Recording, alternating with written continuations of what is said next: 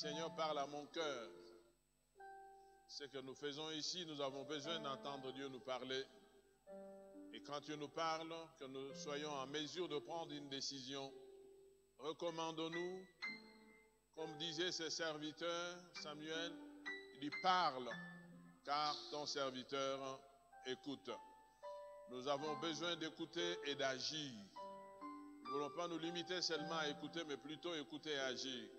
Élevons nos voix là où nous sommes partout et demandons que le Seigneur nous parle et que nous puissions arriver à prendre une décision. Prions. Seigneur, je bénis ton nom, je bénis ta grandeur, je bénis ta majesté.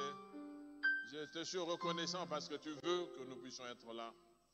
Seigneur, merci pour cette journée du dimanche 19 que tu nous donnes. Merci pour nous avoir réveillés. Père, nous nous soumettons à toi, tu as un plan pour nous. Je veux que tu nous parles. Je veux, ô Dieu, qu'après avoir entendu ta parole, que nous puissions prendre une décision pour notre vie. Que toute la gloire te revienne. Que tes enfants soient bénis et qu'ils reçoivent de ta part toute grâce et miséricorde et continuent à te servir. Au nom de Jésus-Christ, nous disons merci. Amen. Bien-aimés dans le Seigneur, bonjour. Nous remercions le Seigneur qui nous accorde cette journée de dimanche 19. Que son nom soit loué. Il ne nous a pas réveillés au hasard. Il a un objectif qu'il veut atteindre. Et Dieu ne peut pas agir autrement si ce n'est qu'à travers les hommes que nous sommes. Et c'est à travers sa parole que nous agissons. Aujourd'hui, Dieu m'a mis à cœur de revenir sur cet homme que j'ai appelé le serviteur modèle, Josué. Nous sommes en train de voir toute une série de quelques personnages de la Bible pour nous inspirer. Comment ont-ils marché? Que pouvons-nous faire? Est-ce que nous pouvons nous adresser à Dieu pour lui dire, mais Seigneur, mais s'ils ont fait, nous pouvons aussi le faire. Quels ont été leurs points forts, leurs points faibles? Comment était leur relation avec Dieu? C'est ainsi que nous sommes en train de parcourir les Écritures. Nous avons terminé avec Jacob par ses funérailles. Nous avons vu ce que ça a été, ses relations avec ses frères. Nous avons vu comment pendant 17 ans, on pouvait rester avec quelque chose dans le cœur et mentir. Que notre Père en mourant, il a dit. Vous savez, bien-aimés frères et sœurs, c'est ça la difficulté. Je me suis demandé, je me demande toujours, comment ont-ils vécu pendant 17 ans? Quelles étaient leurs relations?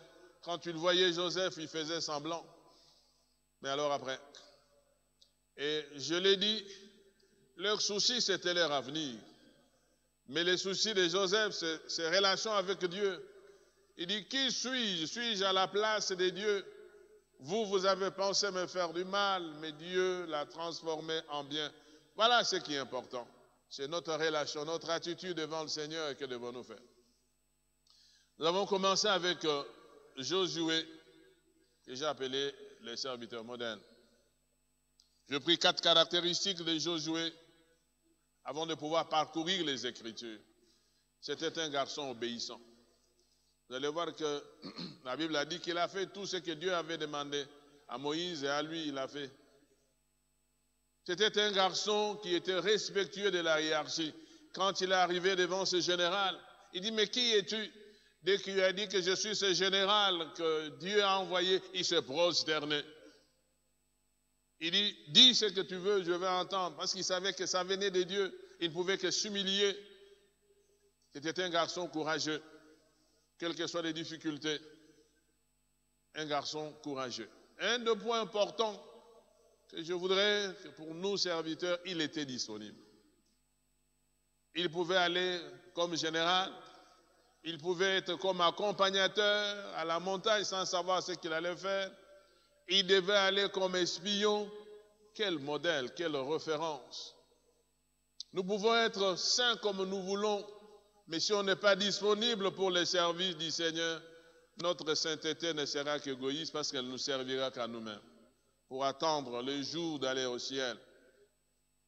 Mais dans l'entretemps, quand il y avait les Amalécites qui attaquaient le peuple d'Israël, on avait besoin des hommes, même pas formés, même pas des hommes qui avaient suivi quelque chose de spécial. La Bible déclare, Moïse lui a dit, choisis parmi les hommes et va combattre. Moi, je serai à la montagne. Alors, nous avons besoin des hommes, des femmes disponibles pour l'œuvre de Dieu, à tout point de vue. Alors, j'ai eu à cœur de continuer avec lui, mais cette fois-ci, je voudrais qu'on lise Josué, le chapitre 1er, versets 1 à 9. Nous continuerons au courant de la semaine. Je souhaiterais que nous puissions suivre l'exemple de cet homme, de ces garçons, Josué, pour voir comment il est même arrivé à être choisi.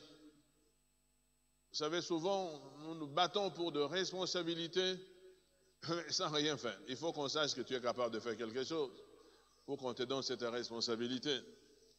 Ici, c'est Josué. Malgré qu'il y avait d'autres grands, mais lui, du fait de son caractère, de ce qu'il était. Nous lirons ce matin Josué chapitre 1er, versets 1 à 9.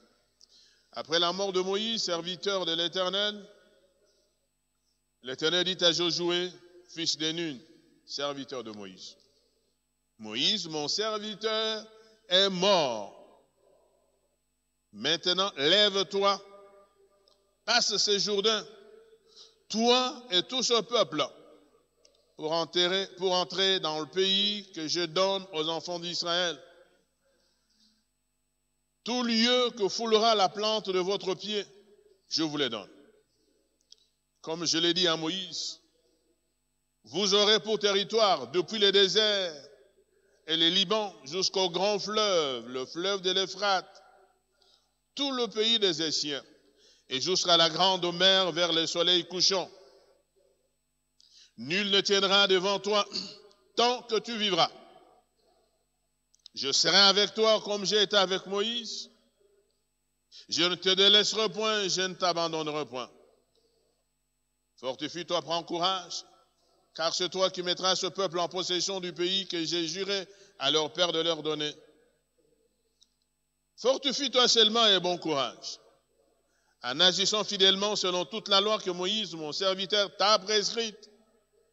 Ne t'en détourne ni à droite ni à gauche, afin de réussir dans tout ce que tu entreprendras. Que ce livre de la loi ne s'éloigne point de ta bouche. Médite-les jour et nuit pour agir fidèlement selon tout ce qui est écrit.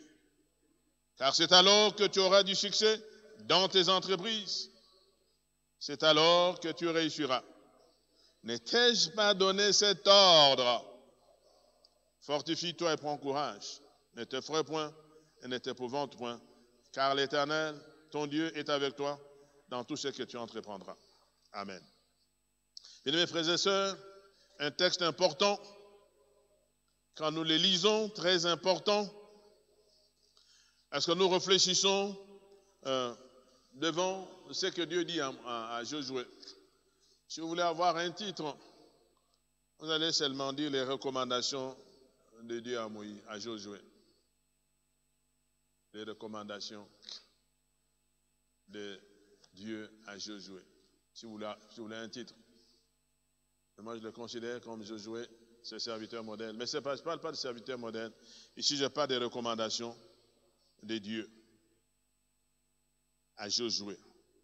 Quelques recommandations. Bien-aimés, vous allez voir, j'ai travaillé ça en 2 temps. La première des choses que je considère ici, les recommandations, les quelques recommandations que Dieu a adressées à Josué. Et puis, je me pose la question, pourquoi toutes ces recommandations? Ça, c'est une analyse personnelle. Il donne des recommandations. Pourquoi ces recommandations? Je passerai en revue quelques points rapidement. La première recommandation, nous voyons déjà au premier verset. Après la mort de Moïse, serviteur de l'Éternel,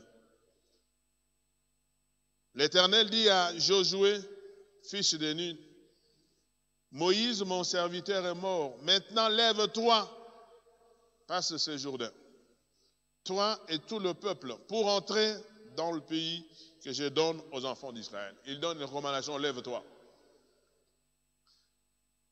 Alors, ma première préoccupation, c'est celle-ci. Est-ce que Josué ne savait pas que Moïse était mort? Je pense bien. Mais pourquoi Dieu doit lui rappeler? Il dit, autrement dit, est-ce que Josué, tu sais que Moïse est mort? Et que maintenant, c'est toi qui as la responsabilité? Voilà ce que je pensais.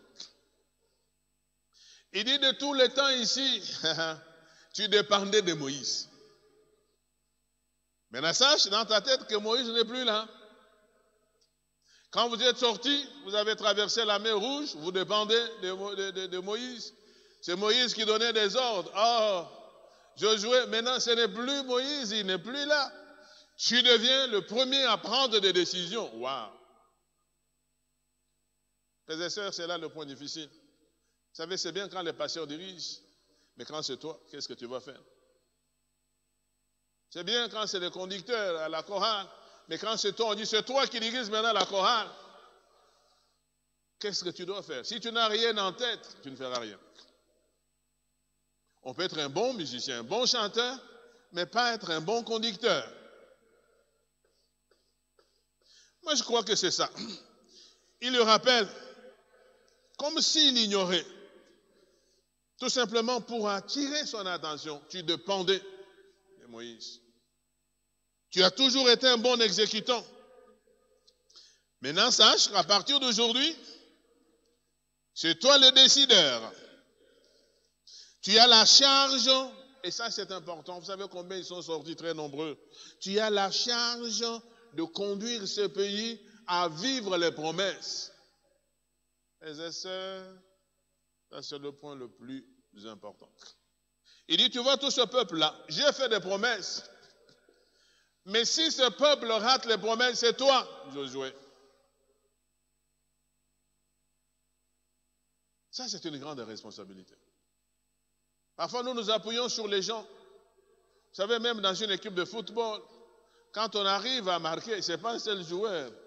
C'est la combinaison de plusieurs personnes. Même les gardiens, il est aussi dans la combinaison. Il peut chuter, je ne sais pas si c'est lancer la balle, il faut qu'il y ait tel numéro, puis après, il y a un qui est prêt. Maintenant, il dit non, ça ne sera plus ça. Maintenant, c'est toi-même, face à face. C'est comme un penalty. Un penalty, il n'y a pas de combinaison. Un penalty, c'est toi qui dois tirer. Alors, vous connaissez, mais il y a autant de matchs, autant de gens qui ont raté à être champions parce que celui qui devait tirer, les Josué, qui avait derrière toute l'équipe, toute une nation, n'a pas bien tiré. Ce matin, ma prière, c'est que vous puissiez savoir que vous êtes responsable. Que ce soit dans votre famille, dans votre pays, dans votre église, prenez-vous comme Josué, oubliant le reste, il dit, eh bien, c'est moi maintenant qui dois faire ça. Tu es à la chorale, tu es à l'intercession, tu y es. Il dit, ça c'est ma responsabilité. Ça c'est moi qui pense. Il dit, c'est toi qui dois faire entrer. Dieu insiste. Moïse, mon serviteur, est mort. Maintenant, lève-toi, passe ce Jourdain, toi et tout ce peuple, pour entrer dans le pays que je donne. Donc Dieu a déjà fait ça. Il dit, je donne, mais ce n'est pas moi qui serai là. Physiquement, je ne suis pas là. Spirituellement, je suis là. Mais c'est toi. Frères et sœurs, si vous comprenez cette responsabilité, vous verrez qu'il y a autant de choses où enfin j'ai dit non, je ne dois pas compter sur les autres. Je dois compter sur moi. Ça, c'est la première recommandation. Lève-toi, sachant que tu as une responsabilité accomplie. La deuxième recommandation, ça, c'est important. Ça peut nous conduire au travail ou à la paresse. Dieu donne ses assurances à Josué. Il dit, ok, lève-toi. Il donne ses assurances. Verset 3. Tout lieu que foulera la plante de votre pied, je vous le donne. Tout lieu que foulera la plante. Alors ma réflexion, c'est celle-ci. Pour que ces lieux vous soient donnés, qu'est-ce qu'il faut? Il faut que la plante de pied puisse être posée là. Dieu peut avoir dit autant de choses. Mais si vous ne faites rien, il n'y aura rien. Il dit, la promesse est là, il a dit, si vous lisez depuis Exode, Il avait déjà dit à Moïse, depuis le chapitre 3, il dit, je vais vous faire entrer. C'est la raison pour laquelle il a cherché Moïse là où il était. Il dit, j'ai entendu les cris de mon peuple. Je veux que tu rentres, que tu les fasses entrer dans la terre promise. Moïse est mort, il n'est plus là. Maintenant, c'est quelqu'un d'autre. Maintenant, il donne des assurances. Il dit, partout, ce pays-là, dès que vous foulez, je vous donne déjà ça. Ah, mais faudra-t-il maintenant qu'on arrive à fouler? Ce n'était pas devant. Parce qu'en dehors de la mer Rouge, il y avait encore le Jourdain. Il fallait traverser. Vous savez, il y a certaines choses où nous devons faire certaines autres, bien que Dieu est avec nous, pour que nous puissions arriver à conquérir cela, bien-aimé. Vous allez voir ce que je dis. C'est le verset 3. Tu nous rassures, tout lieu que foulera à plan de pied. Ça, c'est la première assurance. La deuxième assurance, verset 5. Nul ne tiendra devant toi tant que tu vivras. Waouh, quelle promesse. Verset 5. Nul ne tiendra devant toi tant que tu vivras. Je serai avec toi comme j'ai été avec Moïse. Je ne te laisserai point, je ne t'abandonnerai point. Quelle assurance! Dieu lui-même qui le répète. Il dit, tu vas sortir. Le pays est là. Moi, je serai avec toi. Je ne t'abandonnerai pas. Bien-aimés frères et sœurs, si vous voyez ces assurances, ça peut nous pousser, comme je dis, à la paresse. Moi, je crois, Josué devait se frotter les mains et dire, waouh, moi je me repose parce que je ne ferai absolument rien. Dieu est avec moi, il me protégera, il fera tout. Quand je foule quelque part, eh bien, lui, ce n'était pas le travail. Parole qui pouvait pousser Josué à se frotter les mains et à ne rien faire, ayant reçu de Dieu toutes ses assurances. Je voudrais vous rappeler. Dieu lui dit, oublie Moïse, tu es responsable. Je serai avec toi. Quand vous continuez, vous allez voir que Dieu connaissait même le pays. Il connaissait, il donne les limites. Quand nous sommes au verset 4. Vous aurez pour territoire depuis le désert, les Liban jusqu'au grand fleuve, le fleuve. Dieu connaissait, il dessine même. Il dit, voilà ce qui vous appartient. Quelle assurance! Il dit, pour ce pays, c'est déjà acquis. Je serai avec vous. Réalisons ce verset 5. Nul ne tiendra devant toi tant que tu vivras. Nul ne tiendra. Donc, toute sa vie, du fait qu'il serait vivant, donc rien ne peut tenir devant lui. Cette assurance, ça peut conduire Josué, ça pouvait conduire Josué à être paresseux. Comme il y a autant de gens. Vous savez, il y a des gens qui ne prient pas. Des gens qui ne font rien. Il y a quelqu'un qui dit, non, moi je ne prie pas, je compte sur les prières de mon père. Et moi aussi, quelqu'un m'a dit, papa, tu sais, parfois je ne prie pas. Il dit, je suis au moins sûr que papa doit avoir prié pour moi. C'est vrai? Mais nous avons besoin de faire quelque chose. Nous avons besoin de faire quelque chose. Vous allez voir maintenant ce que je vous ai dit. Pourquoi? Mais pourquoi toutes ces recommandations? Et pourquoi Dieu fait ça? Quand vous prenez le verset 6 à 9, les choses changent.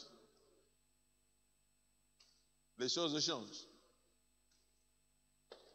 Après toutes ces assurances, après avoir réveillé sa conscience, après avoir rassuré à Josué, je serai avec toi. Là où tu mets ton pied, je te donne déjà. Voilà les pays, c'était ci, c'est cela. Donc tout était déjà fait. Mais le verset 6 jusqu'à 9, ça en donne quelques réalités pour lesquelles je voudrais parler en quelques mots.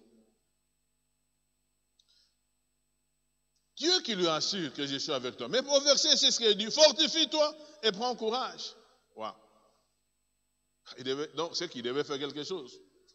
Fortifie-toi, prends courage, car c'est toi qui mettras ce peuple en possession du pays que j'ai juré à leur père de leur donner. Autrement dit, malgré mes assurances, si tu ne te fortifies pas, tu ne feras pas entrer ce peuple dans l'héritage. si tu n'es pas courageux, je veux revenir sur fortifie-toi en quelques mots par rapport à ces sujets, bien sûr, pas par rapport à ce qui est général, mais par rapport à ces sujets, ça peut prendre aussi des ramifications sur l'ensemble. Lui qui donne toutes ces assurances, lui qui dit nul ne tiendra devant toi.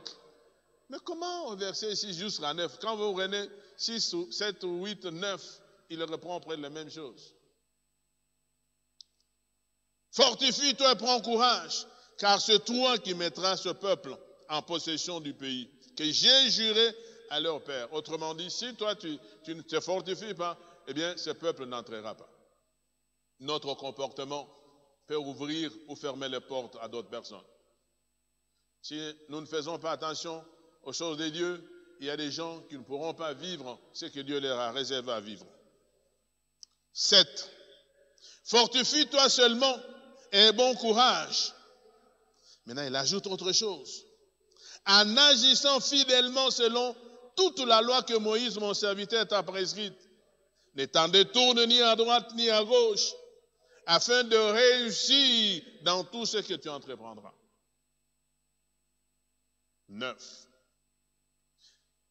8. Que ce livre de la loi ne s'éloigne point de ta bouche. Médite-le jour et nuit pour agir fidèlement selon tout ce qui est écrit. Car c'est alors que tu auras du succès dans tes entreprises. C'est alors que tu réussiras. 9. Il lui rappelle. Ne t'ai-je pas donné cet ordre? Fortifie-toi et prends courage. On ajoute, ne t'effraie point et ne t'épouvante point, car l'Éternel, ton Dieu, est avec toi dans tout ce que tu entreprendras. Vous voyez, le verbe entreprendre revient, entreprise, ça revient. Et le verbe fortifie-toi et bon courage. Bien-aimés, frères et sœurs, qu'est-ce que nous pourrons tirer de tout ce que nous venons de lire? Qu'est-ce que nous pouvons tirer comme leçon? Important pour nous que nous puissions comprendre ce que le Seigneur nous dit. Si nous ne faisons pas attention, bien-aimés, nous risquons de pouvoir rater les promesses de Dieu. La première considération, une analyse personnelle, pour faire entrer ce peuple en possession de ses promesses auprès de Dieu, tout reposer sur lui. Et c'est là lui demander, ça l'exigeait de se fortifier, de prendre courage. Ici, je ne veux pas, par rapport à mon temps, fortifier, courage, je ne veux pas trop m'attarder là-dessus, mais je vais résumer ce fortifier parce que ça revient 3 ou 4 fois dans ces versets. Quand vous prenez Gédéon,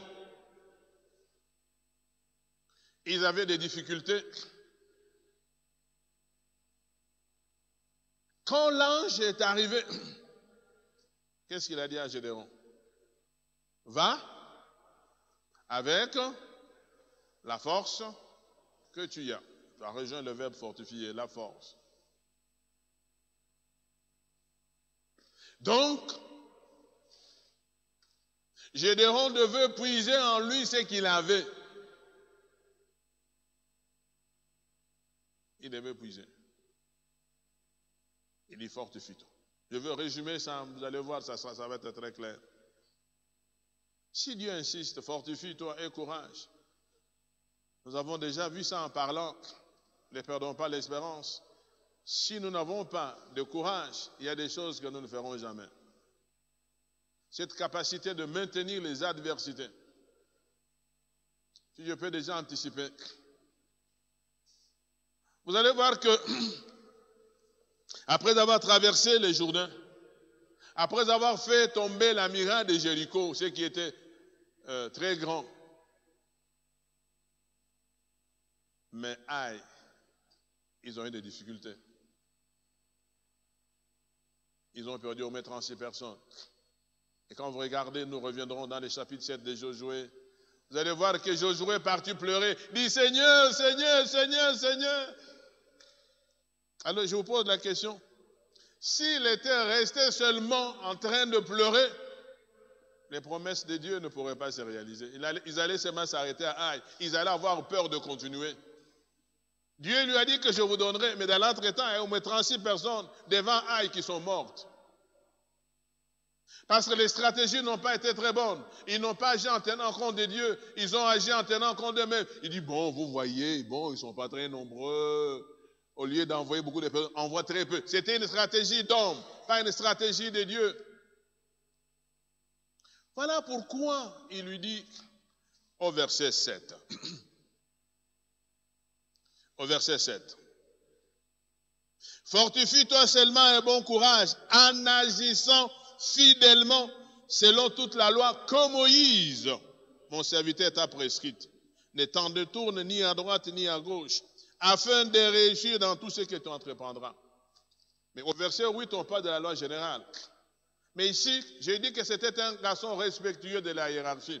Avant de partir, il a eu des ordres de Moïse. Voilà ce qu'il faut, voilà ce qu'il ne faut pas. Parce que Moïse connaissait bien les histoires. Je l'ai parlé en parlant de Jacob. Quand ils sont arrivés en Égypte, ce n'est pas eux qui devaient faire le protocole. Joseph leur devait leur dire ce qu'il dit. Attention, quand vous allez chez Pharaon, vous savez, il y a des ordres que les hommes nous donnent. Nous devons respecter ces ordres. Il dit ne détourne ni à gauche ni à droite. On ne pourra pas réussir dans une église, dans ce qu'on fait, sans pour autant savoir qu'est-ce que les chefs que vous avez trouvés demandent de faire. Dans certaines entreprises anglaises, il y a ce qu'on appelle orientation. Dès que vous arrivez, on vous dit, ici chez nous, on fait ça, on fait ça, on fait ça. Si vous ne respectez pas, même les travaux, vous le perdez. Il avait reçu des ordres de Moïse. Nous avons besoin de respecter les ordres quand on arrive dans une institution, dans une église. On ne peut pas travailler, on vous engage dans le travail. Vous venez, vous faites ce que vous voulez, non, vous ne réussirez pas. Il dit, il devait agir fidèlement selon toute la loi que Moïse lui avait prescrite. Il devait connaître cette loi lui-même et y obéir.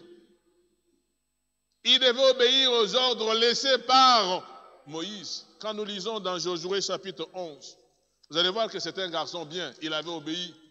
Parce que la Bible en parle, fait la distinction entre les deux. La réussite, parfois, c'est les ordres, les anciens qui étaient là. Qu'est-ce qu'ils ont fait? Que dois-je faire? Pas ce que j'ai en tête. J'ai dit quoi? Chapitre 11 de Josué, verset 15. Josué 11, 15. La Bible est claire. Josué exécuta les ordres de l'Éternel à Moïse, son serviteur. Et de Moïse à Josué, il ne négligea rien de tout ce que l'Éternel avait ordonné à Moïse. Alléluia. Deux choses différentes. Josué exécuta les ordres de l'Éternel à Moïse. Donc il devait le connaître. Qu'est-ce que Dieu avait dit à Moïse? Alors il dit, si tu veux réussir, tiens compte de ces principes. Tiens compte des gens qui vous ont avancé. Tiens compte de ceux qui sont supérieurs à vous. Vous savez, beaucoup de jeunes gens échouent parce qu'ils ne veulent pas suivre. Il y a eu une expérience de quelqu'un qui était jeune engagé dans une entreprise. Il vient, celui qui l'a trouvé, il dit, mon chef, ici, voilà ce que nous faisons.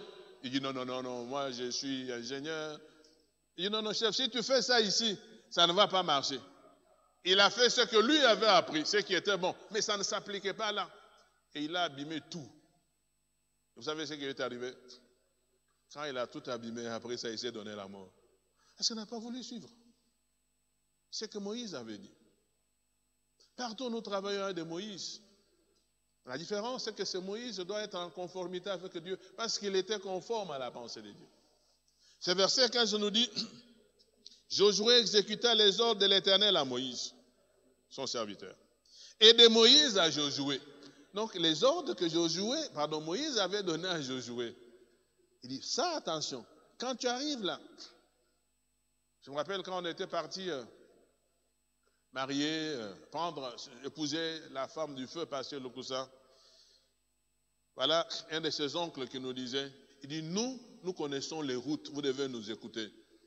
Nous savons là où il y a des courbures, nous savons là où c'est tout droit, nous savons là, comme pour dire, il faut écouter ce que vous avez trouvé fond. Il a exécuté tous les ordres. Et il ne négligea rien de tout ce que l'Éternel avait ordonné à Moïse. Il ne s'est pas dit, non, d'ailleurs Moïse n'est plus là, moi je dois faire ce que je veux. Non, non, non, non, non, non, non, non, non. C'est ce que l'Éternel avait dit. Bien-aimés frères et sœurs, c'est un deux points. Dieu lui a donné toutes les assurances, mais il y avait des principes qu'il devait observer. Je reviendrai, je n'ai pas oublié, fortifie-toi. Je vais revenir là-dessus. Ce n'est pas la force physique qui nous intéresse. Nous allons voir d'où nous vient notre force. Il devait connaître ce que Moïse avait dit dans la marche. C'est ce que nous demandons souvent dans les églises. Il y a des choses qu'on doit faire. Vous savez, on ne fait rien sans savoir un objectif à atteindre. On ne fait pas ça parce que tout le monde fait.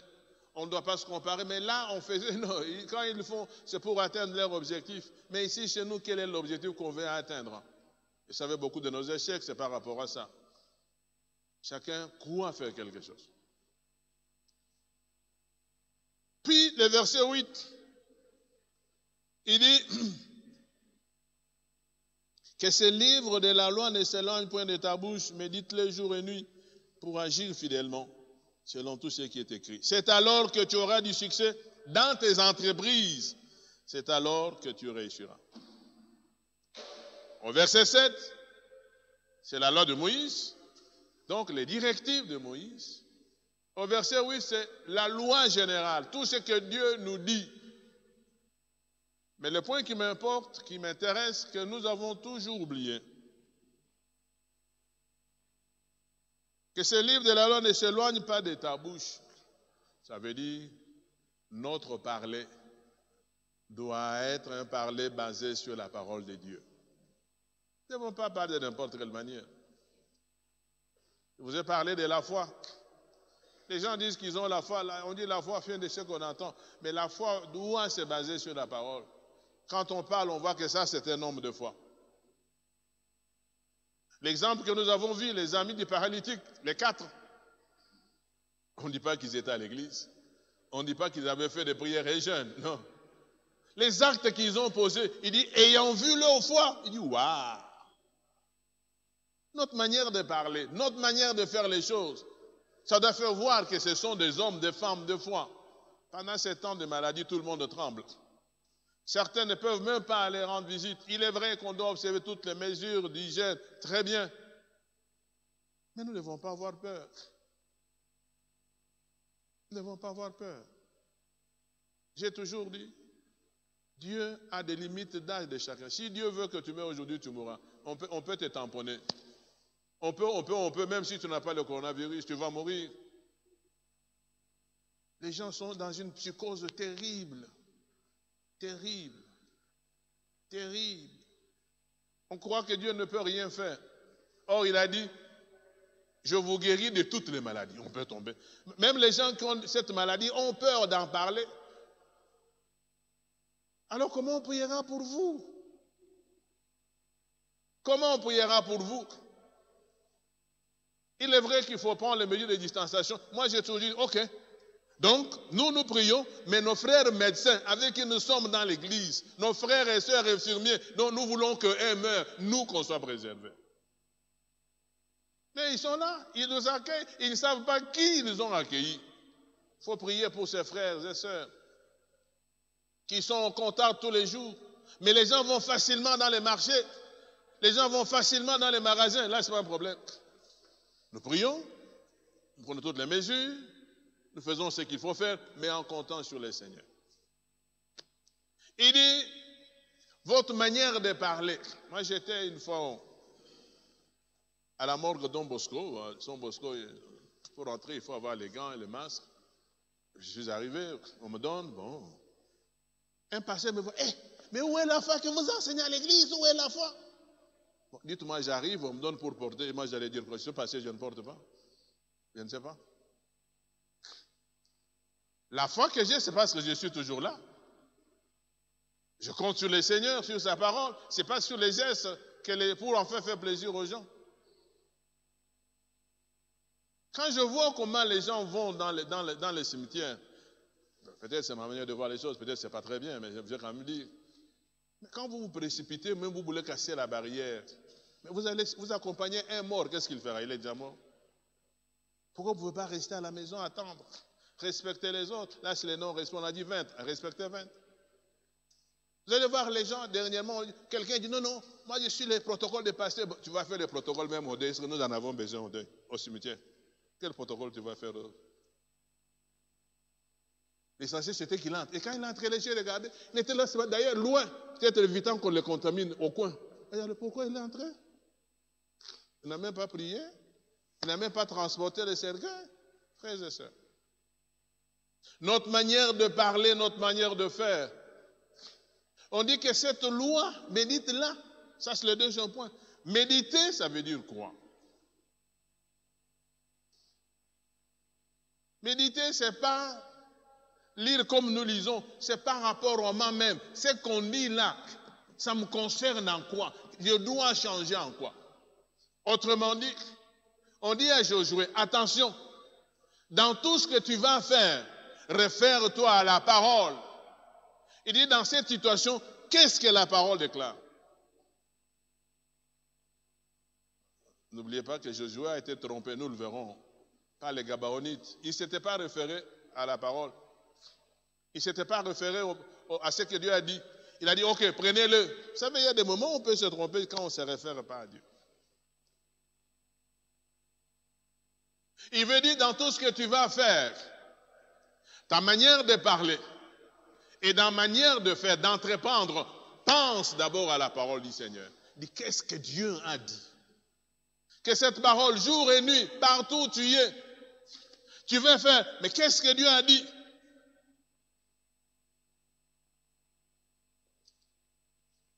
La loi de Dieu, en général, ne devait pas s'éloigner de sa bouche.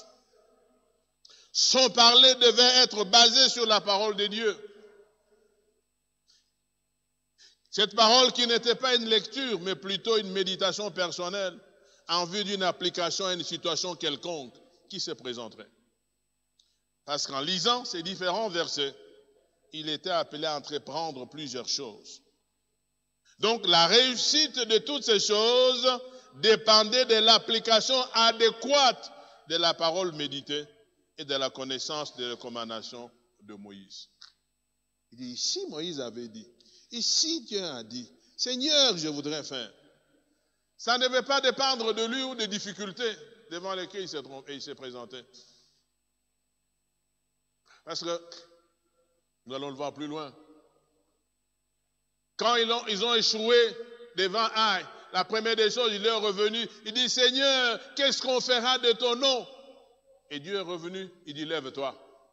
Il y a eu un péché parmi vous. Il a eu la référence.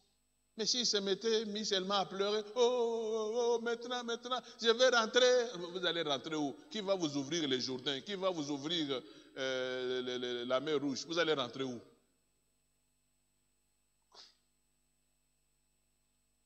Méditez cette parole, bien-aimés frères et sœurs, c'est que ma manière de parler, je lis, je me pose des questions. Que dois-je faire? À chaque situation, devant n'importe quoi, les problèmes ne seront pas les mêmes.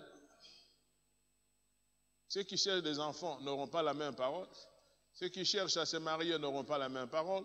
Ceux qui cherchent à avoir du travail n'auront pas la même parole. Ceux qui cherchent à accoucher n'auront pas la même parole. Ceux qui cherchent, chacun dans son domaine. Ceux qui font les affaires, ils disent, qu'est-ce que Dieu dit? Il faut présenter les projets. Il faut. Bien qu'ayant les assurances de Dieu, bien-aimés frères et sœurs, nous avons une seule chose à faire, c'est que disent ces Écritures, que dit sa parole. Et le dernier point au verset 9 que nous avons lu, on lui dit, ne t'effraie point, je t'ai dit, fortifie-toi, ne crains pas, ne t'épouvante point. Il ne devait pas craindre ni trembler devant les difficultés par lesquelles il allait passer, ou les obstacles, quelle que soit leur grandeur. Dieu, après lui avoir donné des assurances, il dit non, c'est vrai, tu auras des obstacles. Tu auras des difficultés. Ne t'effraie point, ne t'épouvante toi, ne tremble pas, ne crie pas. Je serai avec toi. Ne m'ignore pas. Mais Shadrach, Abednego, Dieu n'est pas intervenu avant, mais Dieu est intervenu où c'est? Dans le feu. Daniel, Dieu n'était pas intervenu avant, bien qu'il a prié, parce que la condamnation de Daniel, on avait dit qu'il ne faut pas qu'il prie. Lui, il est parti, il a commencé à prier. Mais on l'a mis quand même dans la fosse au lion. Mais Dieu est intervenu et il témoigne. On dit, mais où est ton Dieu? Il dit, oui. Mon Dieu a envoyé son ange qui a fermé la gueule des lions. Même dans la fosse aux lions, Dieu peut intervenir, bien-aimés frères et sœurs. Alors il dit, il faut être courageux. Il faut se baser sur la parole. Être courageux, ne pas trembler, ne pas crier, croire comment abandonner. Vous savez, beaucoup abandonnent les églises. Beaucoup sont des vagabonds spirituels. Ils vont d'église en église, croyant que la solution viendrait des hommes, pasteurs soient-ils. Dieu a toujours dit, nous en tant que pasteurs, nous sommes des poteaux indicateurs. Mais ne sommes pas ceux qui solutionnent les problèmes. C'est Dieu lui-même qui solutionne les problèmes.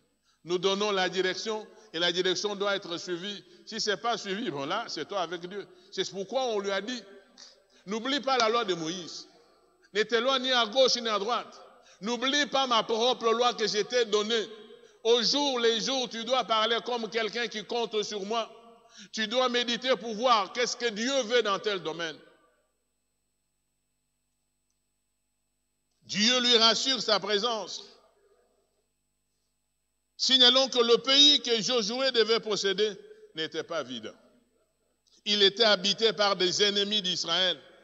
C'était des peuples puissants et qui ne pouvaient pas se laisser aller. Voilà pourquoi on lui a dit, fortifie-toi, ne tremble pas. Ce pays-là n'était pas vierge. Il y avait des gens. Et ces gens-là n'étaient pas, dès qu'ils allaient, ah oui, bon, passer. Non. Ils combattaient contre le peuple d'Israël. Alors, il faut être fort. Lisons. Exode chapitre 3. Exode, on va terminer bientôt, bien sûr. Exode chapitre 3. Ça, c'est la promesse de Dieu. Voilà pourquoi Dieu lui a fait ces recommandations. Bien que lui ayant assuré sa présence, bien lui a dit que maintenant c'est toi. Mais il y a des choses qu'il devait prendre en compte. Exode 3, verset 8, nous lisons.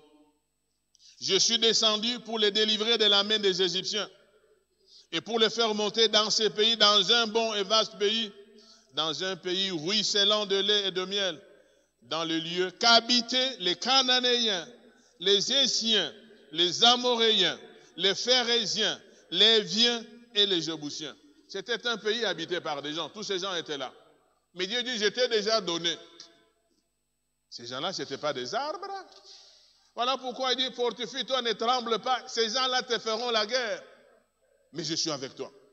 Dans la mesure où tu vas observer ma loi, mes principes, je serai avec toi. Lisons encore pour vous rassurer. Exode 13, 5.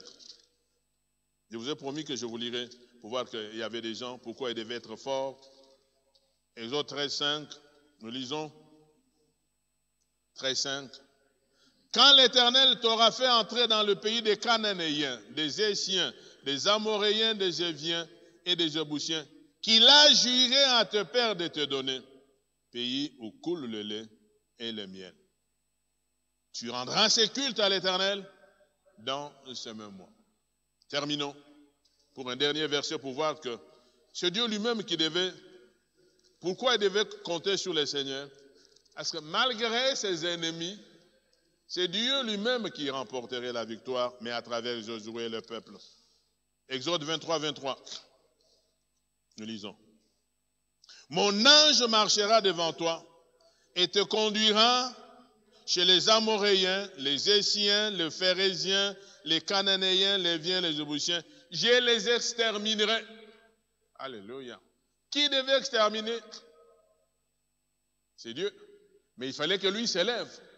Il fallait que lui compte sur le Seigneur qui va l'accompagner.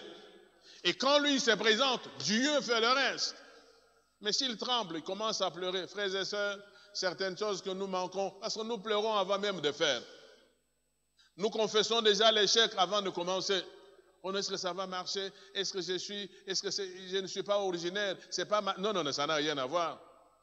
Oh non, on ne prend que les gens. Non, non, non, non, non, non, non, non, non, non, commence, essaye, compte sur le Seigneur, fortifie-toi, ne crains pas, ne tremble pas. Josué devait avoir une seule référence, un seul appui, la parole de Dieu et la présence permanente de Dieu. Josué devait avoir une seule référence, un seul appui, la parole de Dieu et sa présence permanente. Parce que Dieu lui avait dit, dans le premier groupe que je vous ai donné, il dit, je serai avec toi. Ne t'effraie pas, je serai avec toi. Mais toi, compte sur moi, compte sur ma parole. Josué devait travailler tout en s'appuyant sur l'Éternel, malgré la présence des ennemis, comme ça a été le cas de Haï.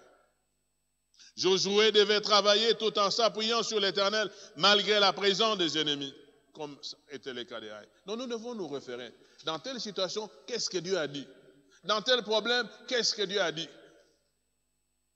Cela n'exclut pas qu'il y aurait des difficultés. Je parlais de Jacob, j'aime ce Jacob. Et c'est de là que j'ai toujours dit, la vie chrétienne, c'est une vie de vallée et de montagne. Je crois que vous avez vu dans la vie de Jacob, il y avait des moments où il était dans la vallée, il y a des moments où il était dans la montagne. Bien-aimés frères et sœurs, Dieu peut nous avoir donné des assurances, nous devons prendre en compte ce que nous sommes et affronter, tout en sachant qu'il est là. N'oubliez pas cette parole. Tout est possible à celui qui croit. Alors qu'est-ce que moi j'ai toujours dit? Je crois que ça va marcher. Je crois que ça va aller. Je crois que ça va aller. Même si c'est difficile. Mon champ ne marche pas. Il dit, je crois que ce champ va marcher. Ça marche pas. Je crois que ça va marcher. Parce qu'il dit, tout est possible. Et puis il dit, ce qui est impossible aux hommes est possible à Dieu. Parce qu'il lui a dit, je serai. Il a commencé par lui donner des assurances. Il dit, ne t'ai-je pas dit que je serai avec toi? Ne t'ai-je pas donné cet ordre? Donc, c'était le tour de notre ami Josué. Disons dans Josué chapitre 7, versets 5 à 9, on va terminer. On a commencé un peu en retard. Josué chapitre 5, il me reste quelques points. Je voudrais les terminer, voir. Oui, c'est un peu. Josué chapitre 7, verset 5 à 9, nous lisons. Les gens de Haï leur tuèrent environ 36 hommes. Ils le poursuivirent depuis la porte jusqu'à Shebarim et le battirent à la descente. Le peuple fut consterné et perdit courage. Josué déchira ses vêtements, mais heureusement, se prosterna jusqu'au sol, le visage contre terre, devant l'âge de l'Éternel, lui et les anciens d'Israël. Ils se couvrirent la tête, les poussières. Josué dit, ah Seigneur éternel, pourquoi tu fais passer les journées à ce peuple pour nous livrer entre les mains des Amoréens et nous faire périr? Oh, si nous eussions resté de l'autre côté du Jourdain, de grâce Seigneur, que dirais-je après qu'Israël a tourné le dos devant ses ennemis? Les Cananéens, tous les habitants du pays la prendront, ils nous envelopperont et ils feront disparaître notre nom de la terre. Et puis ce qui a fait bouger Dieu. Et que feras-tu pour ton grand nom? Quand nous défions Dieu, quand nous le mettons à l'épreuve, il intervient toujours. Le verset 10, l'Éternel dit à Josué, lève-toi. Pourquoi restes-tu ainsi couché sur ton visage?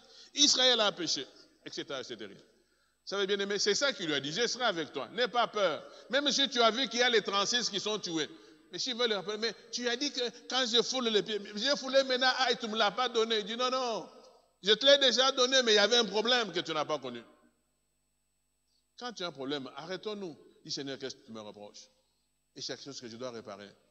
Tout n'est pas nécessairement péché, mais il y a des choses qui sont péchées. Ne nous condamnons pas pour toutes choses, mais revenons au Seigneur. Il est notre Dieu. Quelqu'un m'a dit, mais ça, si j'ai fait, est-ce que Dieu va me dire? Non, Dieu pardonne. Quand nous sommes devant le Seigneur, mais si nous gardons le silence, nous restons dans le péché. Mieux vaut lui parler que de cette heure. Rappelez-vous de Psaume 32. Il dit, tant que je me suis tu, ta main s'appésantissait sur moi. Nous avons l'obligation de parler. Josué devait être ferme, pas indécis et manifestant des signes de peur, de crainte devant des obstacles. Vous savez, les gens qui sont indécis, qui ne sont pas fermes, ils sont en train de vaciller à gauche, à droite, ils ne savent pas ce qu'il faut faire. Ils ne devaient pas être là peureux. Ils devaient savoir que Dieu m'avait déjà dit qu'il est avec moi. Il est vrai, le corps peut trembler, mais il est aussi vrai dans cette peur-là, même tremblant. Seigneur, mais tu avais dit, comme il a fait. Des hommes comme Paul, ce sont des gens qui connaissaient les secrets. Quand nous lisons dans Philippiens chapitre 4, verset 13, les gens comme Paul, ils connaissaient les secrets. Philippiens, on va lire 2 versets, puis je vais terminer par là. 2-3 versets. Philippiens chapitre 4, verset 13. Philippiens 4, 13. Voilà ce que l'apôtre dit. Philippiens 4, 13, il dit ceci. Je puis tout par Christ qui me fortifie. Je puis tout par Christ qui me fortifie. Je vous avais dit comment je vais définir fortifier. Il dit, je peux tout par quelqu'un qui me fortifie. Autrement dit, se fortifier, ça veut dire compter sur Dieu. Prends ta force sur Dieu.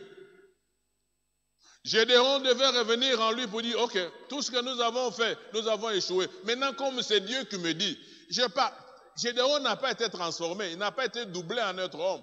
Mais il devait se faire confiance. Il dit, comme Dieu a dit, il dit, vous allez remporter. Au lieu de commencer à expliquer, oh, ma tribu, c'est la plus petite, ça n'avait rien à voir avec la tribu. Mais ça devait être question de Dieu, comme Dieu a dit. Dieu avait déjà dit à Josué, je serai avec toi. Il dit, ok, je me fortifie en comptant sur lui. Seigneur, tu as dit, moi, je ne peux rien. Paul, il dit, je peux tout par celui qui me fortifie. Dans Éphésiens 6, 10, voilà ce qu'il dit. Dans notre version français courant, Éphésiens 6, 10, il dit, au reste, fortifiez-vous dans le Seigneur et par sa force toute puissante. Dans d'autres versions, on dit, puisez votre force en Christ. Quand on le dit fortifiez-vous, ça veut dire, n'oublie pas que je suis là. Ta force seule ne fera rien. Compte sur ce que moi je puis faire. Puise ta force en moi quand tu la manques. Cela sous-entend qu'il faut avoir une relation avec lui. Voilà ce que Dieu dit, fortifie et bon courage. Dans ton parcours, n'oublie pas que je suis là. Quand tu sens que tu es faible, reviens auprès de moi. Dis, papa, si je ne saurais pas. Compte sur ma parole. Comme j'ai dit, je suis là. Il lui-même a dit, je suis derrière ma parole pour l'exécuter. La situation de Josué est la nôtre. Nous avons des promesses. Le diable, notre ennemi et adversaire de tous les jours, cherchera à s'opposer à nous par plusieurs ruses. Résistons-lui avec une foi ferme, basée sur la parole de Dieu. Josué, lui, Dieu lui parlait. Nous, c'est la parole de Dieu. Nous n'avons pas Dieu vis-à-vis de nous. Nous ne l'avons pas. Ni Jésus, il dit que je suis avec vous, mais nous ne le voyons pas. Mais nous le voyons à travers sa parole. Dans 1 Pierre, chapitre 5, verset 8 à 9. Dans 1 Pierre, voilà, j'ai débordé, il faut que je termine. Dans 1 Pierre 5, 1 Pierre 5, 8 et 9, nous lisons. Votre adversaire, le diable, rôde comme un lion rugissant, cherchant qui il dévorera. Résistez-lui avec une foi ferme, sachant que les mêmes souffrances sont imposées à vos frères dans le monde. Pour Josué, c'était les villes qui devaient conquérir, le roi qui était devant lui. Mais nous, c'est les difficultés par lesquelles nous passons. Nous ne connaissons pas c'est quelles difficultés, c'est quel problème. Aujourd'hui, nous surmontons ça. Les lendemains, nous avons nos difficultés. Nous devons puiser notre force dans le Seigneur. Dis, papa, ici, je ne saurais pas. Nous n'avons pas de villes devant nous. Nous avons des malices du diable devant nous. Nous avons des problèmes au jour le jour, dans nos ménages, dans le travail, dans l'église. Eh bien, nous devons les affronter en puisant notre force dans le Seigneur, bien-aimés frères et sœurs. La victoire est certaine parce que Dieu l'a déjà déclaré. Ne nous décourageons pas, lèvons-nous et agissons. Si Josué s'était découragé devant l'échec des Haï, ils n'allaient pas continuer la mission. Ils auraient terminé. Ce matin, si vous étiez déjà découragé, effrayés, relevez-vous. Dieu est avec vous. Comptez sur sa parole et sur sa présence permanente et vous réussirez. Vous irez jusqu'au bout comme Josué. C'est ma recommandation de ce matin. Bien-aimés frères et sœurs, nous ne voyons pas les villes où il y a des rois, mais il y a des obstacles invisibles. On dit que votre ennemi, notre adversaire tous les jours, il rôde, il cherche ce qu'il dévorera. On dit résistez-lui par une foi ferme. Cette foi ferme, c'est la parole du Seigneur et la présence du Seigneur qui a dit dans Matthieu, je suis avec vous tous les jours. Si nous perdons de vue cela, eh bien, nous allons avoir peur du diable. Voilà, bien aimé, ce que je voudrais vous dire. Parler des recommandations du Seigneur. Pourquoi lui a-t-il donné des assurances? Et puis après, il dit, fortifie-toi. C'est pour enfin dire, je suis toujours là. Ayez le temps de faire référence à moi. Reconnaissez ce que je vous ai donné. Respectez les principes des gens avec qui vous travaillez. Faites confiance dans ces principes, dans la mesure où ce n'est pas contre la parole du Seigneur, et vous allez réussir. Parce qu'il dit, vous allez réussir dans tout ce que vous allez entreprendre.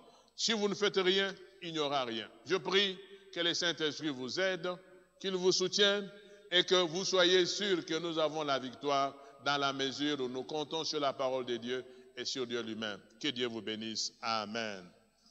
Là où nous sommes, si on peut se tenir debout, on va prier. Alléluia. Alléluia. Seigneur, nous sommes là ce matin. Nous sommes aussi des Josué. La première des choses, c'est te demander pardon. Parfois, les difficultés, les épreuves devant nous, le roi du monde devant nous, ça fait que nous puissions pleurer. Mais quand Josué a pleuré devant Aïe, dès qu'il est revenu à ta parole, il dit, Seigneur, quand fera-t-on de ton grand nom? Seigneur, tu es intervenu, tu dis, lève-toi. Seigneur, s'il y a des choses que nous ne connaissons pas, mais qui sont à la base de nos problèmes, aide-nous à les confesser, aide-nous à compter. Si nous avons perdu courage, parce qu'il y a autant d'obstacles, Père, pardonne. Donne-nous cette capacité. Cher Saint-Esprit, aide-nous à ce que nous puissions prendre la décision d'aller de l'avant. Et je suis sûr que tu ne nous abandonneras jamais. Tu nous as dit que partout où vous irez, je serai avec vous. Oui, je suis convaincu, parce que tu es derrière ta parole pour l'accomplir. Que toute la gloire te revienne et que ce peuple soit béni. Je prie spécialement au Dieu pour ceux qui sont malades, que tu les guérisses. Je prie également pour ce pays. Parfois, on ne comprend plus rien ce qui se passe. On ne sait rien. Mais je sais une seule chose, que tu y es celui qui est le maître de tout. J'ordonne que ce pays soit sous ton contrôle et ta direction. Et que, Seigneur, tout ce qui est contraire à ta volonté pour ton peuple, cela soit anéanti. Je bénis ceux qui nous dirigent. Je bénis tous ceux qui travaillent. Et je bénis ce peuple. Merci, Seigneur, pour la guérison. Je m'oppose à tout le plan de l'ennemi. J'ordonne à l'épidémie ici de cesser au nom de Jésus-Christ. Papa, que la peur disparaisse, la psychose disparaisse et que nous puissions tout en faisant attention à toi, voir ce que nous pouvons faire. Soyez bénis et prospérez à tous égards. Je prie aussi pour les femmes enceintes, qu'elles accouchent sans problème, qu'il n'y ait pas de fausses couches, qu'il n'y ait pas de mort-nés, qu'il n'y ait pas des avortons. Je le déclare au nom de Jésus-Christ. Amen. Que Dieu vous bénisse. Merci. Vous